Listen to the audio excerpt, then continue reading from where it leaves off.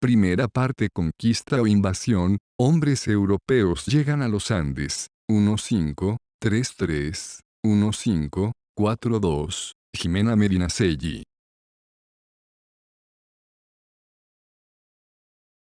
Las campañas de conquista. Tras la ejecución del Inca, Pizarro inició la campaña sobre Quito, donde se había organizado la resistencia y tuvo que enfrentar los ejércitos incaicos, venciendo a los generales incas. Aprovechó las peleas entre facciones incas y el 11 de agosto de 1533, todavía en Cajamarca, nombró como nuevo señor del Tavantinsuyo al Inca Tupac Amaru, representante del bando huascarista. Este joven inca tuvo un brevísimo gobierno de 3 meses, ya que murió en el camino hacia Cusco, asesinado por los seguidores de Atahualpa. El 14 de noviembre, Francisco Pizarro, sus tropas y los auxiliares indios hicieron su entrada en la capital inca. Contaban entonces con la ayuda de los indios huancas de Jauja, que le prestaron su colaboración entonces y a lo largo de la conquista. El ingreso al Cusco tuvo lugar en medio del estupor de la gente que había salido en multitud a los caminos para ver pasar la comitiva. Precisamente, la colaboración de grupos contrarios a los incas que aprovecharon la coyuntura para oponerse a su dominio fue una de las explicaciones a la facilidad de la conquista. A diferencia de lo que suele creerse, la resistencia a la invasión europea a cargo de los capitanes de Atahualpa fue sostenida, y aunque Quisquis y su ejército estaban en el Cusco, Pizarro logró ingresar y tomar el fabuloso tesoro de Coricancha. Se ha escrito mucho sobre la diferencia de armamento, el uso de perros y de caballos que creaban pánico entre los indios. Pero a pesar de ello, en el fondo del enfrentamiento, lo que se observa es un abismo cultural entre europeos y americanos. ¿Se pudieron imaginar los generales incas que los españoles recibirían refuerzos de ultramar? ¿Cómo podía romperse la creencia de que si tomaban las Huacas, controlaban a su pueblo? ¿Cómo contrarrestar las epidemias de enfermedades desconocidas? Sin embargo, tampoco era simple dominar un imperio. Los invasores tenían la necesidad de contar con el aval de los incas para consolidar su conquista, pues de otro modo podían descabezar el imperio pero no someter a los súbditos. Los conquistadores aceptaron entonces la coronación de Manco Inca, uno de los hijos de Huayna Cápac, elegido por la élite inca del lado de Huáscar. Manco salió del Cusco hasta Vilcacunca a dar encuentro a los españoles, aunque cronistas como Murúa, K. 1600-2001, dijeron que fue este encuentro un signo de sumisión y obediencia del nuevo Inca a los españoles. Lo que tuvo lugar fue un extraño acto de mutuo reconocimiento de poder, tanto de parte de Manco como de Pizarro. Manco dio a Francisco Pizarro un capacunco, la ropa con que vestían los incas cuando iban a ser coronados. Por su parte, Pizarro reconoció a Manco como nuevo inca gobernante delante de los conquistadores, de los orejones y de los curacas de todas las provincias que venían con él y mandó le obedeciesen.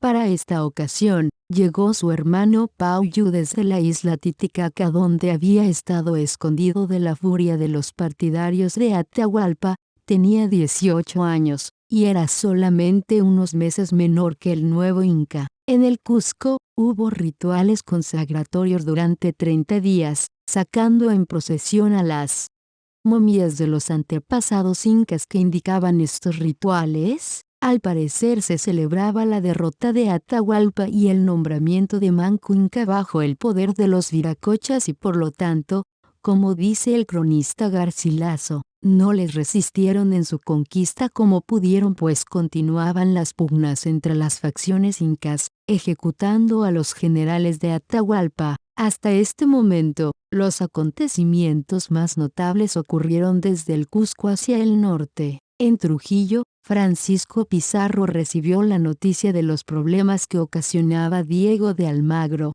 que pretendía posesionarse del Cusco, ciudad que, según él, entraba en el territorio que el rey le había otorgado. La gobernación de Almagro, denominada Nueva Toledo, era una de las 4 divisiones administrativas creadas en América del Sur por el emperador Carlos Béchica en 21 de mayo de 1534, en reemplazo de las gobernaciones creadas en 1529 que no favorecían a Almagro. La Real Cédula le otorgaba 200 leguas en dirección norte-sur que comenzaban aproximadamente en el paralelo 14 grados S, cerca de Pisco, correspondiendo al límite sur de la gobernación de Nueva Castilla otorgada a Pizarro. Al enterarse de la creación de la gobernación, Diego de Almagro se dirigió al Cusco a tomar posesión del cargo de teniente de gobernador de esa ciudad. A partir de este momento, las tensiones entre los conquistadores fueron creciendo y solo terminarán con la muerte de ambos. En muchos casos,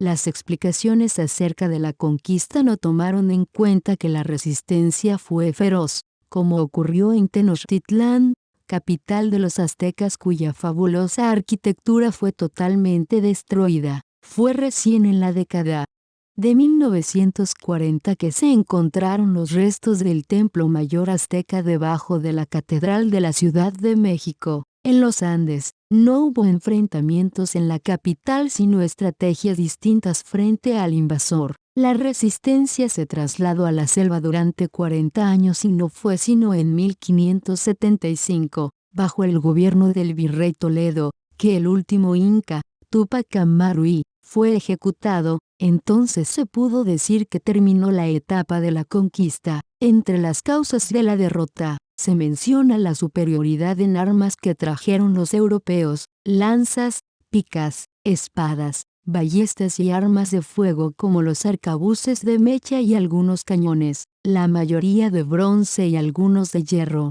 Pero sobre todo, usaron caballos y perros entrenados para la guerra, que causaron estragos entre los guerreros americanos, tanto que escribió Cortés: no teníamos, después de Dios, otra seguridad sino la de los caballos. Jugaron en contra de los indígenas las concepciones sobre la guerra que eran cultural y diametralmente distintas a las europeas. En los Andes, la guerra era un asunto religioso. Se marchaba a la guerra en compañía de las momias de los antepasados y si éstas eran tomadas por los enemigos, se lo consideraba como una derrota total.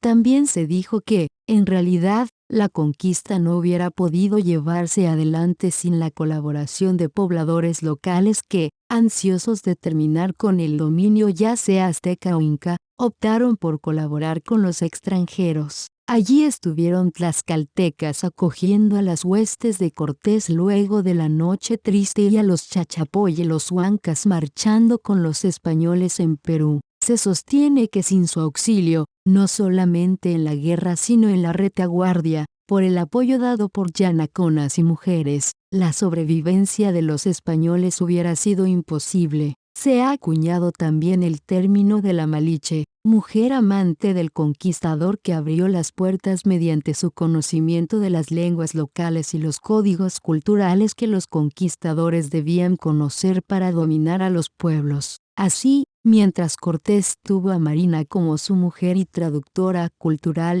Pizarro contó con el apoyo de su joven esposa Inés Huaylas, hermana del Inca que, durante el cerco a Lima, 1536, apoyó a Pizarro con las huestes de su madre, la curaca con Tarhuacho. Fueron dos sistemas culturales en choque cuyas expresiones se vieron en profundo conflicto.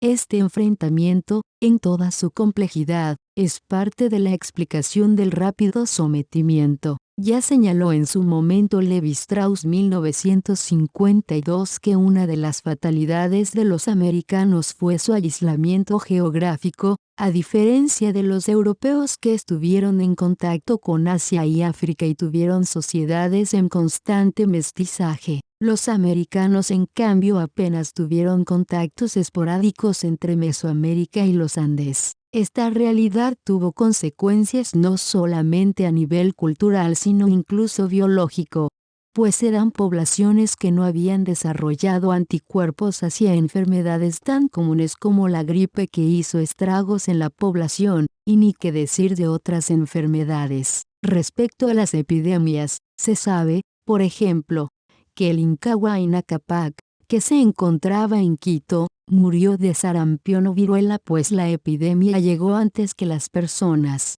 Asombrados, los amautas embalsamaron el cadáver y lo llevaron hasta el Cusco, escondiendo su muerte en previsión de la guerra civil que se venía.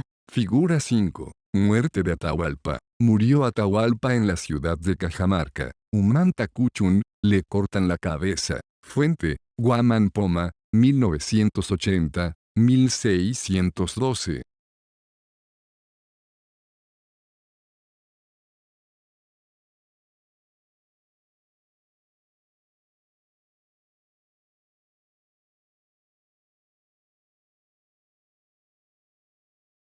Figura 6. Manco Inca, coronado en el Cusco en su trono y asiento de Inca llamado Usno. Fuente, Guaman Poma, 1980, 1612.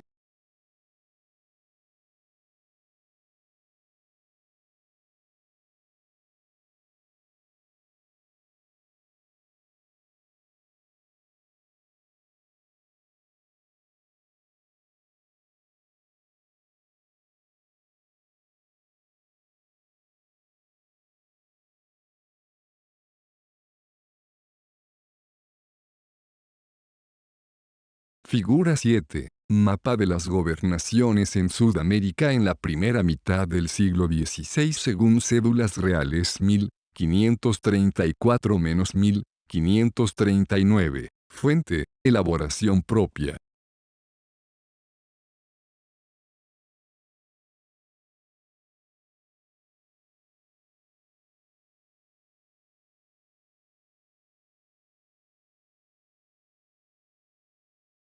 Figura 8. Retrato de Diego de Almagro. El cronista Pedro Pizarro describe a Almagro como un hombre pequeño, bien hecho, valiente y animoso en el gastar. Estampa litográfica de L.F. Rojas, siglo XIX. Fuente, J. Temerina, 1906.